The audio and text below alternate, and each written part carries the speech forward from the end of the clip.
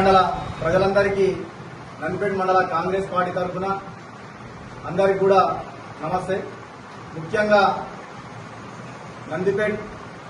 ఉమ్మడి నందిపేట మండల రైతులందరికీ కూడా, రైతు సోదరులందరికీ కూడా మా కాంగ్రెస్ పార్టీ తరఫున, మా నియోజకవర్గ ఇన్ఛార్జ్ వినయన గారి తరఫున ప్రత్యేకంగా వారికి నమస్తే తెలుపుతూ, నిన్న జరిగినటువంటి నందిపేట మండల కేంద్రంలో జరిగినటువంటి ఏదైతే నిన్న దాన్ని ఏమంటారు రైతులకు సంబంధించినటువంటి యూరియా బస్తాలు యాప్ ద్వారా మనకు ఇస్తున్నారు, యాప్ను తీసేయాలని చెప్పేసి ఈ రైతులు ఇచ్చిన పిలుపు మేరకు అక్కడ నిన్న ధర్నా చేయడం జరిగింది.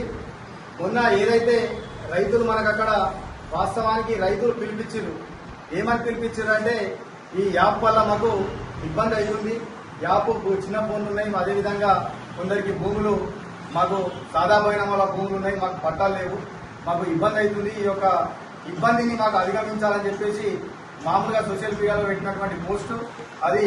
ఎందుకంటే యావత్ మన భారతదేశంలో మీ అందరికీ తెలుసు, భారతదేశంలో ఆర్మూర్ ప్రాంత రైతులు పంజాబ్ రాష్ట్రంతో పోటీపడి మన ఆర్మూర్ ప్రాంత రైతులు మాత్రమే మనం ఇలా పైచేసి సాధిస్తున్నాం పంటలు దిగుబడి రావడంలో అని చెప్పేసి మీ అందరు కూడా చెప్తూ, ఏదైతే సోషల్ మీడియాలో వచ్చినటువంటి ఆ పెట్టిన పోస్టుని మన రైతు సోదరులందరూ కూడా వాస్తవానికి మనకు ఇబ్బంది అవుతుందన్న ఉద్దేశంతో వారందరూ అక్కడికి వస్తున్న సందర్భంలో వారందరికీ కూడా ఒకటే నిర్ణయించుకున్నారు, ఏమనంటే వాస్తవానికి ఈ యాప్ ద్వారా నాకైతే రైతు బస్తాలు కరెక్ట్ అందుతున్నాయి అని చెప్పేసి చాలా మంది కూడా మార్నింగ్ వరకు కూడా చాలా మంది కూడా ఈ ప్రభుత్వ పరిపాలన బాగానే ఉంది అని చెప్పేసి రాలేకపోయారు.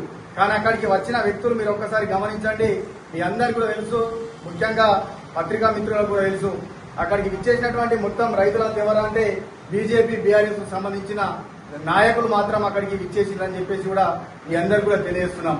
ఎందుకంటే అక్కడికి విచ్చేసి వారు మాట్లాడిన మాటలు దయ్యాలు వేదాలు వల్లిస్తున్నట్టున్నాయి. ఒక్కసారి మీరు గమనించుర్రి, వాస్తవానికి అక్కడ మీరు రైతు యాప్ గురించి, యూరియా యాప్ గురించి ఇచ్చేసారు, కానీ మీరు మా కాంగ్రెస్ పార్టీ, మా రేవంత్ రెడ్డి గారు మా ప్రజాపాలన పైన మీరు బురదజల్లే ప్రయత్నం చేస్తున్నారు. కానీ మీరు ఒక్కసారి గమనించాలా, కాంగ్రెస్ పార్టీ రేవంత్ రెడ్డి గారు అధికారంలోకి వచ్చిన తర్వాత ఏదైతే మేము 6 గ్యారెంటీలు హామీ ఇచ్చామో అవి తూచా తప్పకుండా అవన్నీ కూడా నెరవేరుస్తూ మేమందరం కూడా వస్తూ ఈరోజు కాంగ్రెస్ పార్టీ ద్వారా తెలంగాణ రాష్ట్రంలో బడుగు బలహీన వర్గాలకు, అదేవిధంగా నిరుపేదలకు ఎంతో మందికి కూడా న్యాయం చేస్తూ ఈరోజు తెలంగాణ రాష్ట్రం దేశంలోనే ప్రప్రథమ రాష్ట్రంగా అభివృద్ధి చెందుతుందని చెప్పేసి కూడా మీ అందరికి కూడా తెలియజేస్తున్నాను. ముఖ్యంగా మీరు ఒకసారి గమనించండి, మేమేం చెప్పాం, ఇందిరమిల్లు కట్టిస్తా అని చెప్పినాం, ఇందిరమిల్లు నిర్మిస్తున్నాం. అదేవిధంగా ఉచిత బస్సు ఇస్తా అని చెప్పినాం, ఉచిత బస్సు ఇస్తున్నాం. 500కే గ్యాస్ సిలిండర్ గుడ్డు ఇస్తా అని చెప్పినాం, 500కే గ్యాస్ సిలిండర్ గుడ్డు ఇస్తున్నాం. అదేవిధంగా నిరుద్యోగులకు ఉద్యోగాలు, అంతేకాకుండా గ్రామానికి సంబంధించినటువంటి ప్రతి కార్యక్రమంలో అభివృద్ధి ఫలాలు, అదేవిధంగా ముఖ్యంగా మహిళలకైతే మా రేవంత్ రెడ్డి గారు పెద్దపీట వేస్తూ వారికి వారు ఇలా మహిళలందరినీ కూడా 1,00,000 మంది మహిళల్ని కోటీశ్వరులు చేయడమే లక్ష్యంగా రేవంత్ రెడ్డి గారు మొన్ననే మన నందిపేట మండల కేంద్రానికి మహిళా సంఘాలకు బస్సు ఇవ్వడం జరిగింది. ఇంతేగాక మా ప్రజాపాలన పైన వ్యతిరేకించడం జరిగింది. నిన్న ప్రజాపాలనలో ప్రజలంతా క్షేమంగా, ముఖ్యంగా ఆర్మూర్ ప్రాంత ప్రజలంతా కూడా ఎంతో సంతోషంగా హ్యాపీగా ఉన్నారు. కానీ గత 10 సంవత్సరాలుగా పరిపాలించినటువంటి ప్రభుత్వం గాని, ఇక్కడ ఉన్నటువంటి అప్పటి ఎమ్మెల్యే గాని ఇక్కడ ఎన్నో దౌర్జన్యాలు, రైతుల భూములు కబ్జాలు, అదేవిధంగా ఎటువంటి పనులు పట్టించుకోకపోగా నిన్న నందిపేట మండల కేంద్రానికి వచ్చి మీరు ధర్నా చేయడం సిగ్గు చేయడం చెప్పేసి చెప్తా ఉన్నా. ముఖ్యంగా మీకు ఒకటి చెప్తా ఉన్నా, నందిపేట మండల కేంద్రంలో రైతులకు మద్దతుగా వచ్చినటువంటి మాజీ ఎమ్మెల్యే జీవన్ రెడ్డి గారు ఇక్కడ రైతుల భూములు కబ్జా చేస్తే కూడా మీరు ఆనాడు స్పందించలేదు, కానీ ఈనాడు వచ్చి మీరు రైతుల పక్షాన పోరాడుతుంది మా పార్టీ అని చెప్పేసి చెప్తా ఉన్నారు. అదేవిధంగా ఇక్కడ ఉన్నటువంటి ఎమ్మెల్యే గారు, ఎంపీ గారు వారు బీజేపీ పార్టీ వారు అయ్యుండి ఒక్కరోజు కూడా ప్రజల గురించి, ప్రజల అవసరాల గురించి కానీ, మన నందిపేట మండల అభివృద్ధి గురించి కానీ పట్టించుకునే వ్యక్తులు, అటువంటి పార్టీలో ఉన్నటువంటి వ్యక్తులు వచ్చి ఇక్కడ ధర్నాలు చేస్తున్నారు. ప్రజలారా మీరు అందరు గమనించాలని చెప్పేసి చెప్తా ఉన్నాను. ఎందుకంటే మీరు ఎటువంటి పనులు చేయని వ్యక్తులు వచ్చి ఇవాళ ఏదైతే మనకు చిన్న ప్రాబ్లం ఉన్నదో ఆ ప్రాబ్లం ని పట్టుకొని వారు రాజకీయాలు చేస్తున్నారని చెప్పేసి కూడా బీఆర్ఎస్ బీజేపీ నాయకులు రాజకీయాలు చేస్తున్నారని మీరందరూ నందిపేట మండల ప్రజలందరూ కూడా గమనించాలని చెప్పేసి చెప్తున్నా. ఎందుకంటే వాస్తవంగా కాంగ్రెస్ పార్టీ ప్రతి మనిషికి ఆపద ఉన్న అండగా ఉంటుంది. ఆరోగ్యశ్రీ ద్వారా ఇల్లు లేని వాళ్లకు, నిరుపేదలకు ఇంద్రం ఇల్లు ఇస్తుంది. ఎన్నో పథకాలు ఇస్తున్నాం.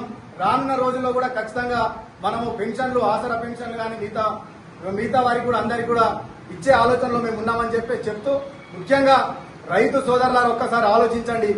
ఏదైతే గత ప్రభుత్వంలో వారు రైతులకు చేసింది కేవలం ఒకటి అది రైతు బంధు ఇచ్చిర్రు తప్పితే ఏ పని కూడా వాళ్ళు చేయలేదని చెప్పేసి మీకు అందరికీ కూడా చెప్తా ఉన్నాను. ఎందుకు అనంటే రైతు బంధు ఇచ్చిర్రు, మిగతా ఏ పని కూడా చేయలే. ఒక్కదానికి కూడా ఒక సబ్సిడీ రూపంలో వ్యవసాయ పనిముట్లు ఇవ్వలేదు.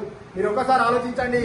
కాంగ్రెస్ పార్టీ అధికారంలోకి వచ్చిన తర్వాత రైతు భరోసా ఇస్తూ 2 లక్షల రుణమాఫీ చేసి, అదేవిధంగా పంట ధరలు ఇచ్చిన ధరలను పెంచి, ముఖ్యంగా ఏదైతే మనకు రైతులకు అవసరం పడే డ్రిప్ ఇరిగేషన్ కానీ మిగతా రైతులకు సంబంధించిన పనిముట్లను కానీ సబ్సిడీ రూపంలో కూడా అన్ని అందజేస్తుందని చెప్పేసి కూడా మీ అందరికి కూడా తెలియజేస్తున్నాను.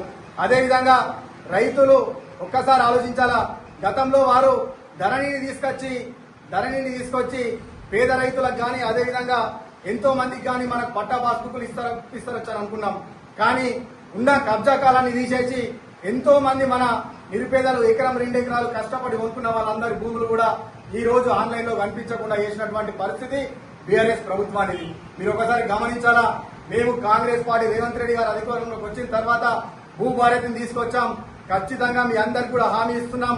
మాకు రానున్న రోజుల్లో ఇక్కడ ఉన్నటువంటి వినయన్న గారు కానీ, సుదర్శన్ రెడ్డి గారు కానీ, మహేష్ అన్న గారు కానీ వీరందరినీ కలిసికట్టుగా మేమందరం పోయి ఖచ్చితంగా నందిపేట మండల కేంద్రంలో చాలా మందికి కూడా సాదా బైనామాల రూపంలో ఒక 2900 మంది ఖాతాలకు వారికి పాస్బుక్లు లేవు.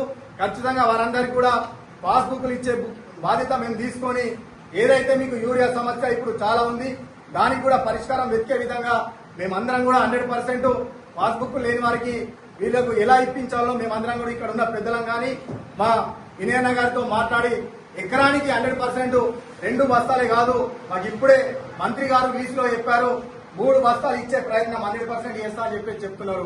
కాబట్టి మీరు ఒక్కసారి ఆలోచించాలా. తెలంగాణ రాష్ట్రంలో నిజామాబాద్ రైతులు ఎంత మేధావులో మీరు ఒకసారి ఆలోచించండి. ఏదైతే ఈ యాప్ ప్రారంభించారో యాప్ ప్రారంభించిన 10 రోజులకే 3 లక్షల మంది నిజామాబాద్ జిల్లాలో రైతులు ఉంటే సుమారుగా 1,50,000 మంది ఈ యాప్ ద్వారా యూరియా తీసుకొని గోదాముల్లో నిల్వ చేసుకున్నారని చెప్పేసి కూడా మీరందరూ కూడా గమనించాలా.